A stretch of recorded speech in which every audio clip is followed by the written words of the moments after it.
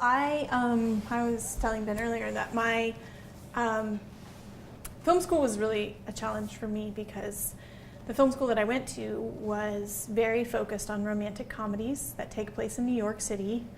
And I came in and I said, I want to make experimental films about nature in a foreign language with no main characters and no narrative story arc.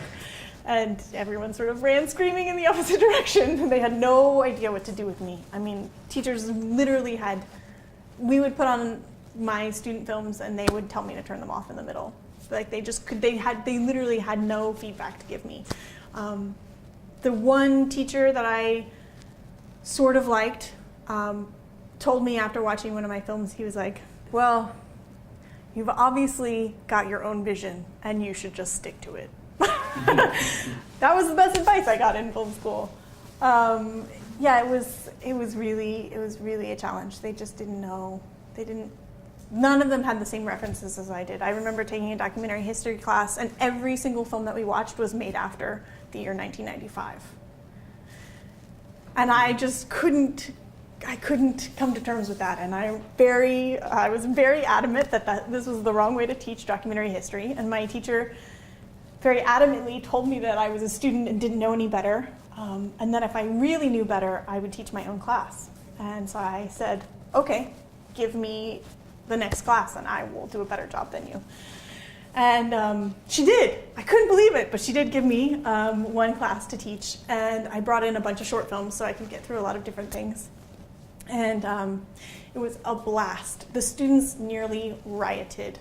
There was a lot of feedback.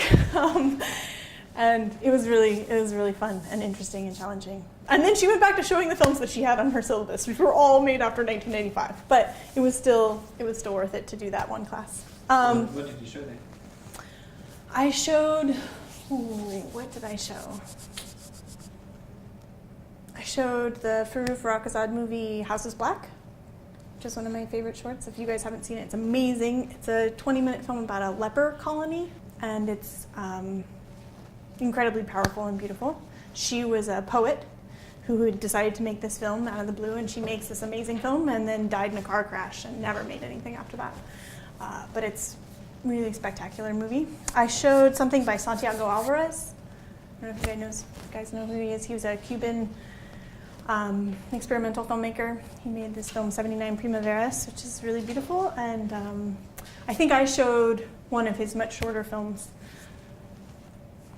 Maybe I showed his film Now, which is about 5 minutes. It's just about the civil rights movement. Let's see, what else did I show? I think I showed something by Charles and Ray Eames. What was the leper colony film called? It's called House is Black. House is Black.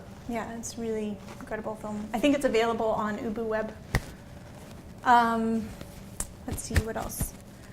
Yeah, Charles and Ray Eames, I think I showed Toccata for Toy Trains, just because it's such a nice little atmosphere that they create out of nothing. Oddly,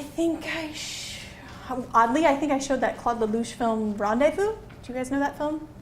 It's a one reel of film taped onto the front of a car that drives through Paris without stopping at 3 a.m. in the morning, and is documentary just in the fact that it's just purely its own take of this event that happens, of this 10-minute drive through Paris.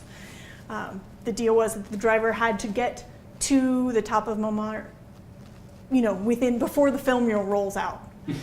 And so he does. They have the last scene in the film, and he immediately got arrested because he had just driven through about a bajillion red lights and almost killed a lot of people. But it's a pretty amazing film. Yeah, I don't know. I think that was some of what I did.